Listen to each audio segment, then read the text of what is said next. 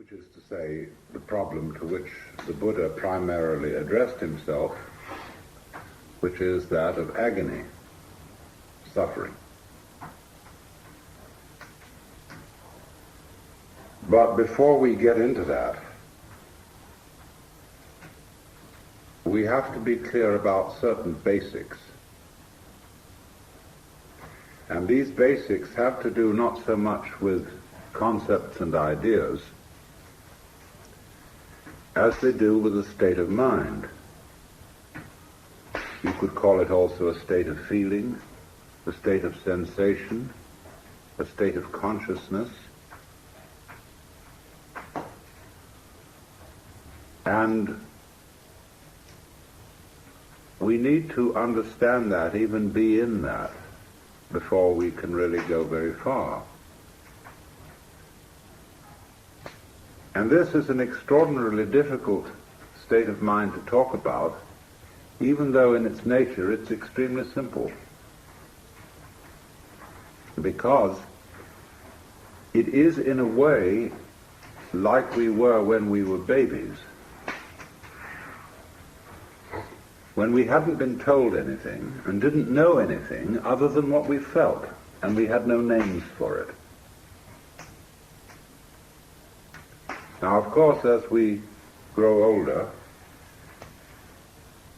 we learn to differentiate one thing from another, one event from another, and above all, ourselves from everything else. Well and good, provided you don't lose the foundations. Just as mountains are differentiated, but they're all based on the earth, so the multiple things of this world are differentiated. But they have, as it were, a basis. There is no word for that basis, not really, because words are only for distinctions. And so there can't really be a word, not even an idea, of the non-distinction. We can feel it, but we can't think it. But we don't feel it like an object.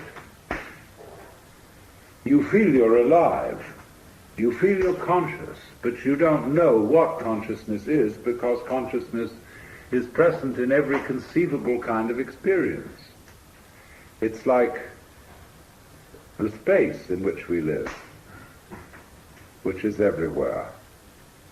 It's like a fish being in water, and presumably a fish doesn't know it's in the water, because it never goes out. A bird presumably knows nothing of the air, and we really know nothing of consciousness, and we pretend space isn't there. So, however, when you grow up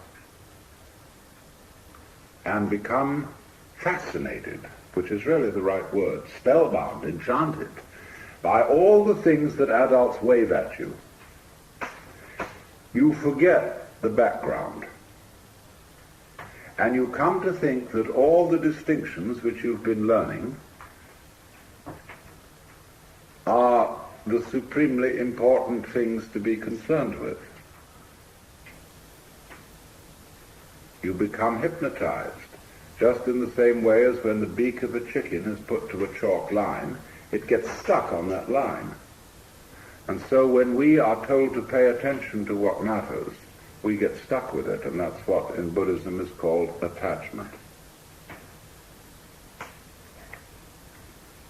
Attachment doesn't mean that you enjoy your dinner,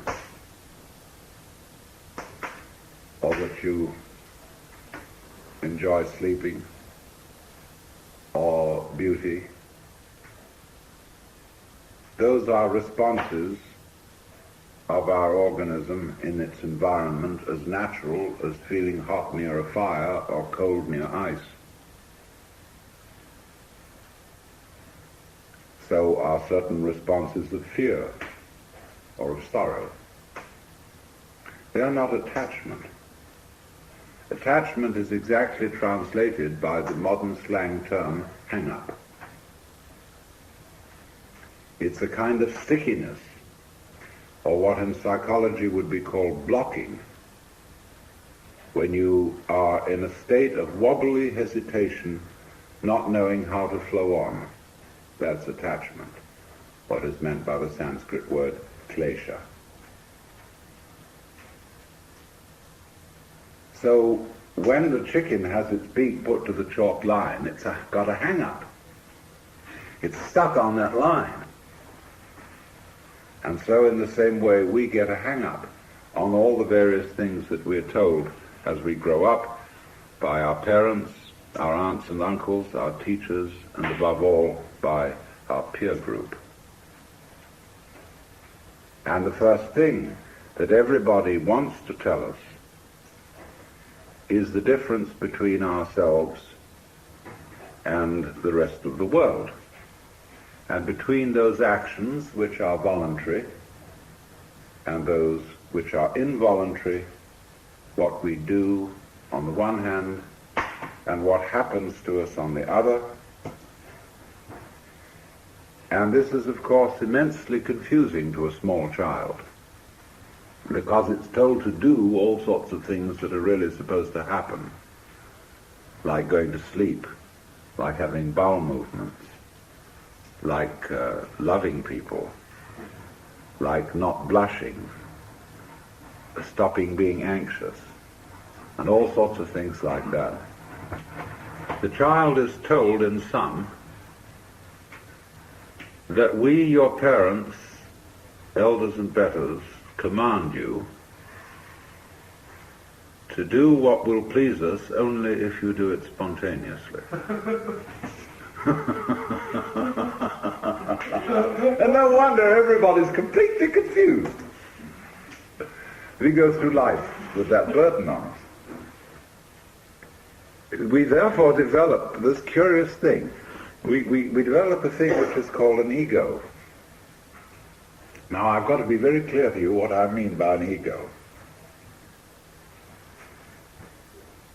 An ego is not the same thing as a particular living organism. For my philosophy, the particular living organism, which is inseparable from a particular environment, that is to say, from the universe as centered here and now, is something real. It isn't a thing. I call it a feature of the universe.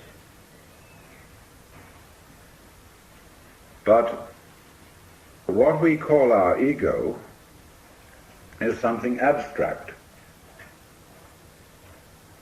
which is to say, it has the same order and kind of reality as an hour, or an inch, or a pound, or a line of longitude. It is for purposes of discussion. It is for convenience.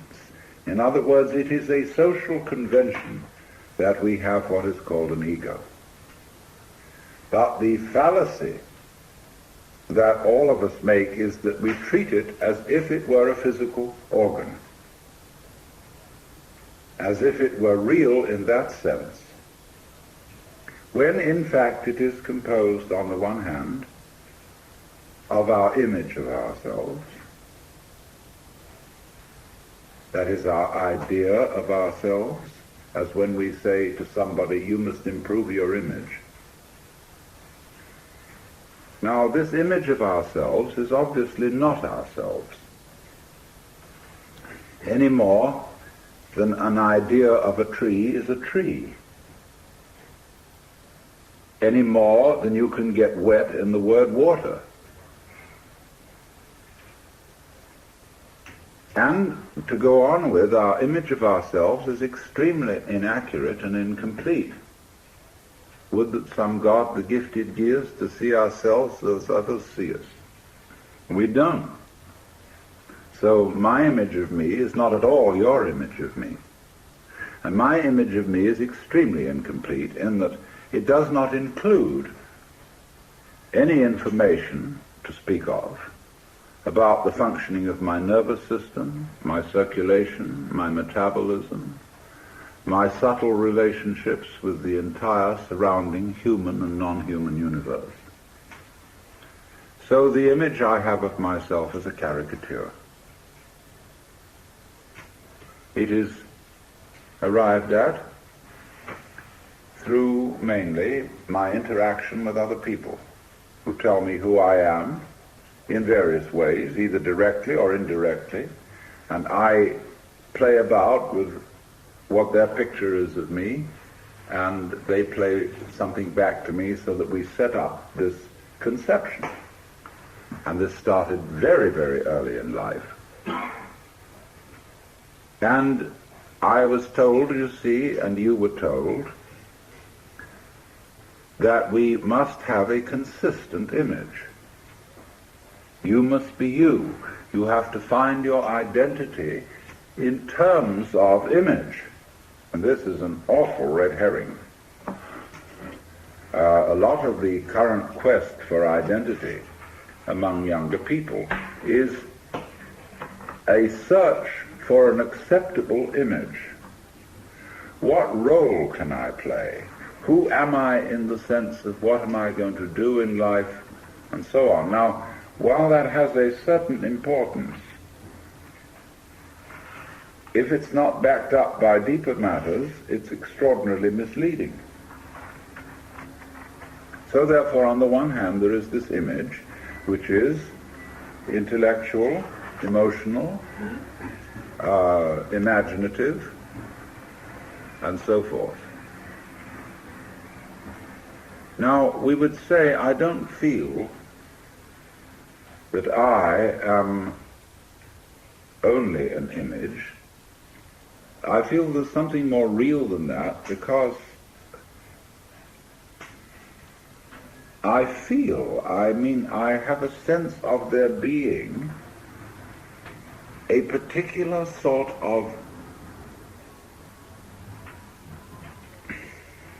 how do we say, a center of something, some sort of sensitive core inside the skin. And that corresponds to the word I. Let's take a look at this. Because the thing that we feel as being myself is certainly not the whole body.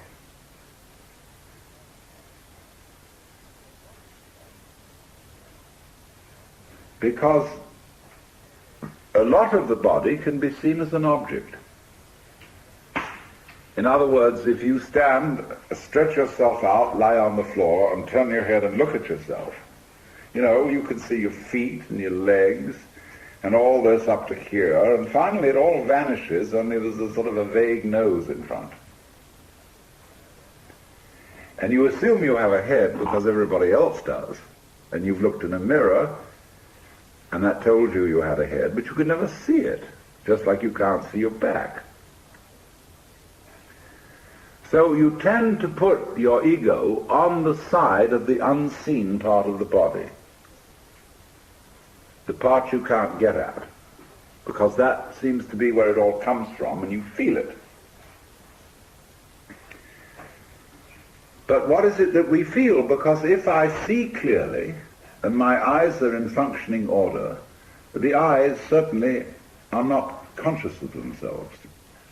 There are no spots in front of them, no defects, in other words, in the lens or in the retina or in the optic nerves that give hallucinations.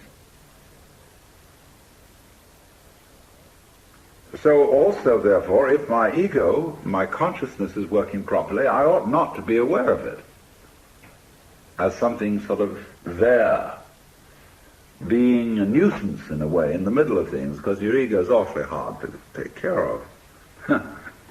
Well, what is it then that we feel? Well, I think I've discovered what it is.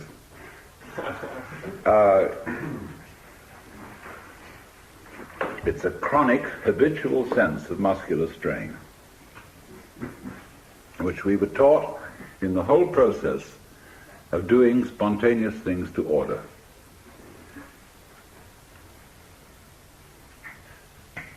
When you're taking off in a jet plane,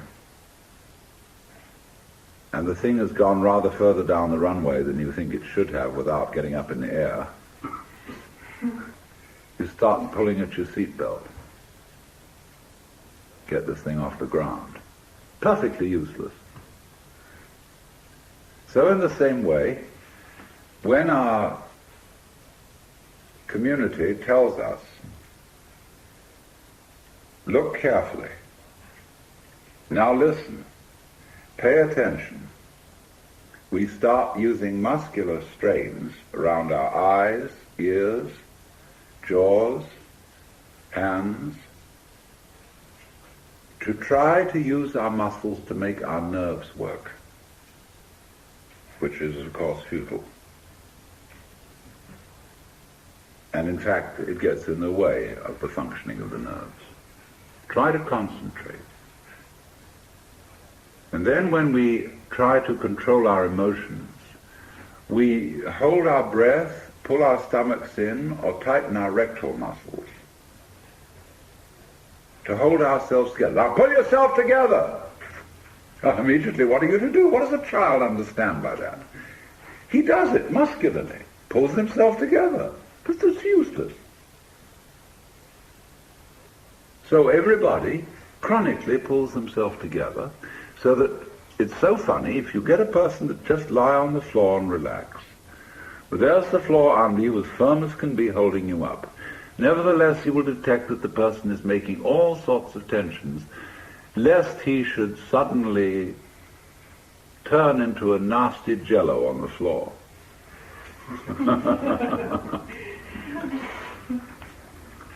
So that chronic tension, which in Sanskrit is called sankocha, which means contraction, is the root of what we call the feeling of the ego. So that, in other words, this feeling of tightness is the physical referent for the psychological image of ourselves. So that we get the ego as the marriage of an illusion to a futility. Even though the idea of an I with a name, with a being, is naturally useful for social communication, provided we know what we're doing and take it for what it is.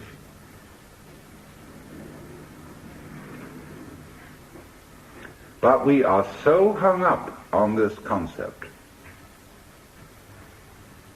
that it confuses us, even in the proposition that it might be possible for us to feel otherwise. Because we ask the question, if we hear about people who have transcended the ego, well, we ask, how do you do that? Well, I say, what do you mean? You, how do you do that? Because the you you're talking about doesn't exist. So you can't do anything about it. Any more than you can cut a cheese with a line of longitude. Now that sounds very discouraging, doesn't it? But let's suppose now you are babies again, and you don't know anything.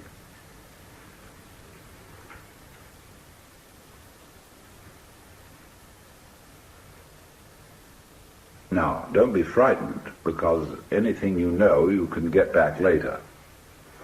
But for the time being, here is our awareness.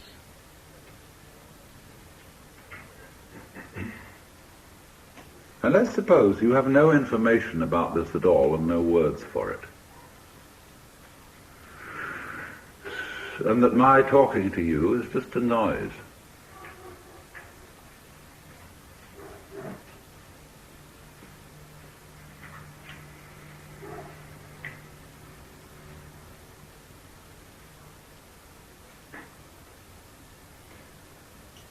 Now, don't try to do anything about this.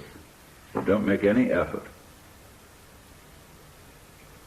because naturally, by force of habit, certain tensions remain inside you, and certain ideas and words drift all the time through your mind. Just like the wind blows or clouds move across the sky. Don't bother with them at all. Don't try to get rid of them. Just be aware of what's going on in your head.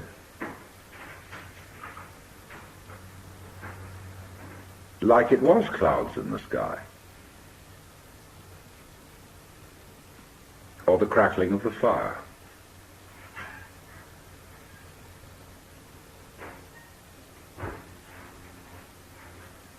There's no problem to this.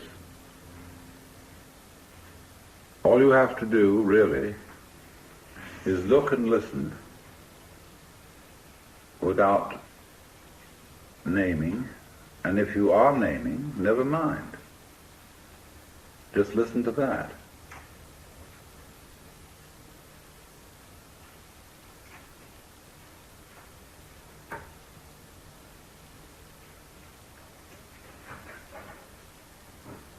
Now that you can't force anything here, that you can't willfully stop thinking and stop naming,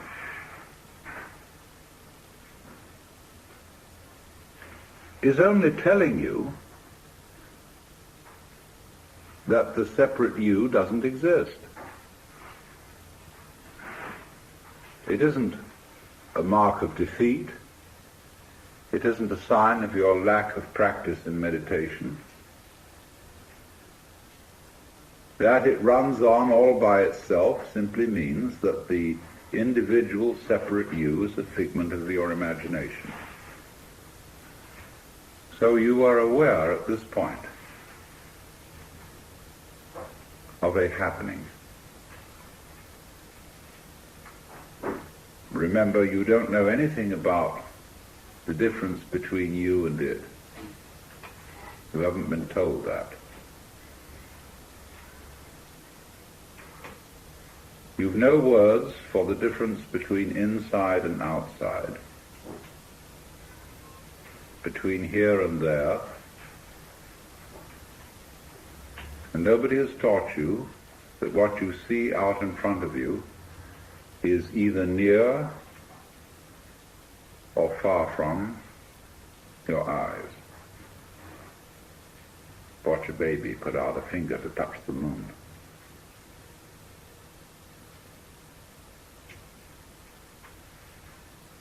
You don't know about that.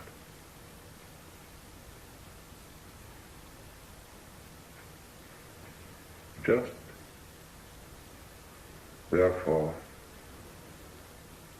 here it is. We'll just call it this.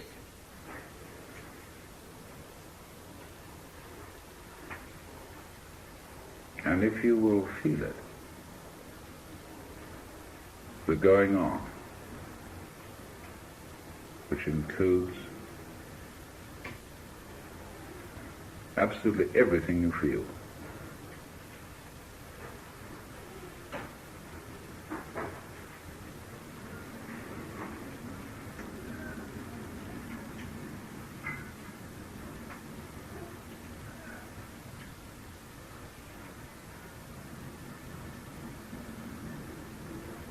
Well, whatever that is, it's what the Chinese call Tao,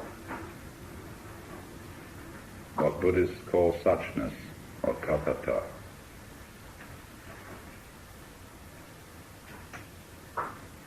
And it's a happening.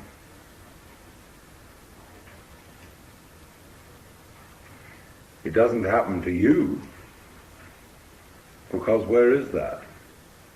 You, what you call you, is part of the happening, or an aspect of it. It has no parts. It's not like a machine. And it's a little scary, because you'd say, well, who's in control around here?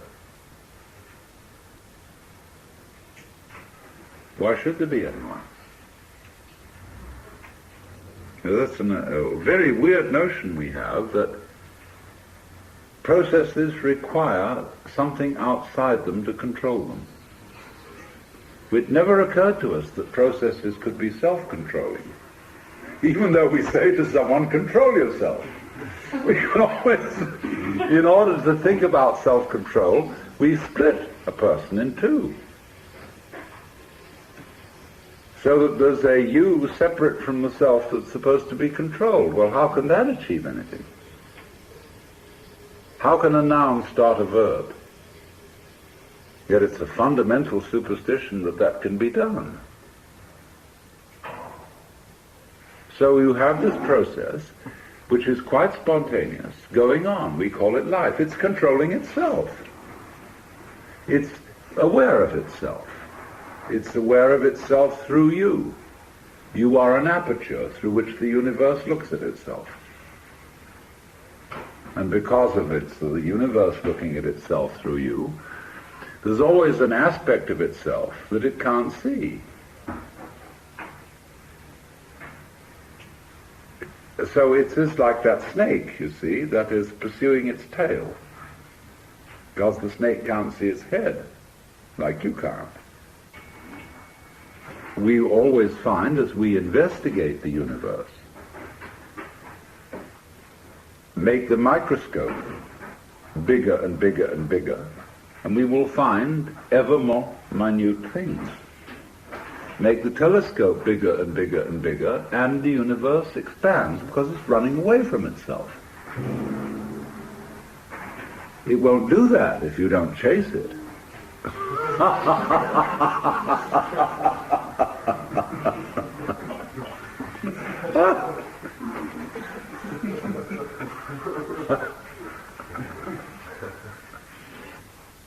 So, the universe is chasing its own tail, you see. It's the thing we're talking about, this Tao. And it's a game of hide and seek.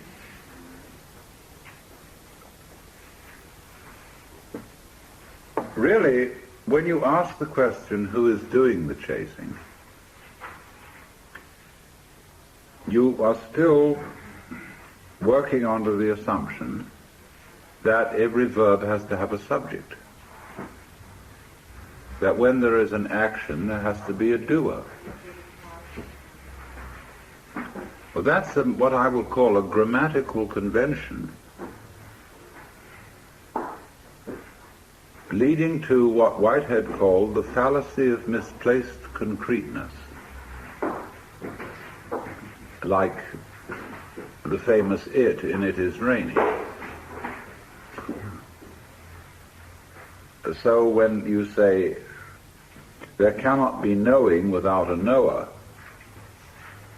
this is merely saying no more than there can't be a verb without a subject. And that's a grammatical rule and not a law of nature. Anything you can think of as a thing, as a noun, can be described by a verb. And there are languages which do that. It sounds awkward in English, but face it. When you look for doers as distinct from deeds, you can't find them. Just as when you look for stuff underlying the patterns of nature, you can't find any stuff, you just find more and more patterns. There never was any stuff, it's a ghost. What we call stuff is simply patterns seen out of focus, and it's fuzzy, so we call it stuff. You know, it's like cakewalk.